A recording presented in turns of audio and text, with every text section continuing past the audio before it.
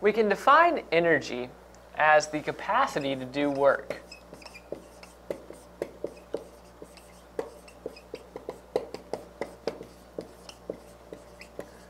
And we could further define energy as a scalar quantity.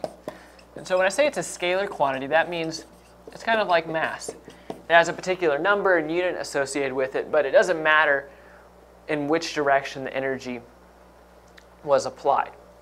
Now, a unit for energy is the joule, which is actually has a little j, but then when we abbreviate it, has a capital J. So to give you an idea of the unit joule, 1 joule is the amount of energy used to apply a force of 1 Newton over a distance of 1 meter.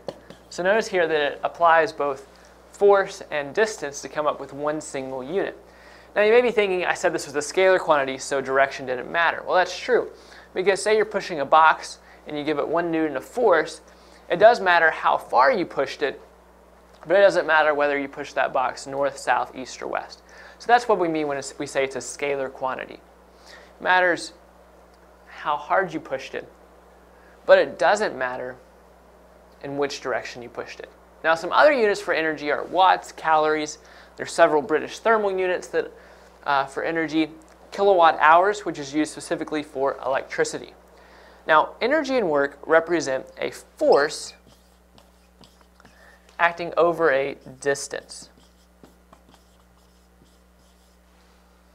So I'm going to say that again. It represents a force acting over a distance. And so when we think about work, we may think about just doing some type of physical activity or going to the place of work. Well, we have a physics definition for work, and that means to move something over a certain distance. And so if I pushed on this wall and I pushed really hard, I pushed all day, but the wall never moved, I didn't do any work by the physics definition. Now, if I were to look at a big box on the ground and think, I want to move it across this parking lot. So I just push and push on it and slide it across the ground. Now I'm doing work because I'm moving that box. You have to move something. And so remember I said energy, or the unit we use for energy, which is a joule, is 1 Newton over a distance of 1 meter. So we notice here that distance is important.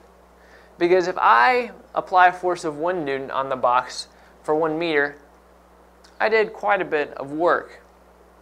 But if I apply 1 Newton of force over a distance of 2 meters, I'm doing even more work because I'm pushing it even further.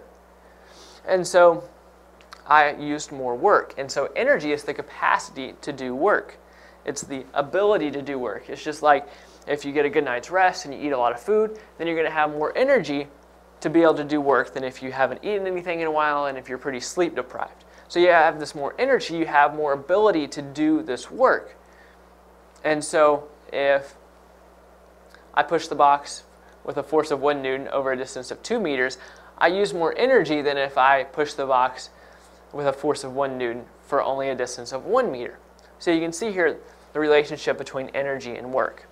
Now I'm going to draw a little bit of a box right here to talk about the relationship between energy and mass. And so we have an equation, which is E equals m with a little o c squared. So E is obviously energy. And then we have m, which is mass. But in this case, notice it has a little o, which stands for the mass of the object. And then finally we have c squared, which is the speed of light in a vacuum. The speed of light in a vacuum.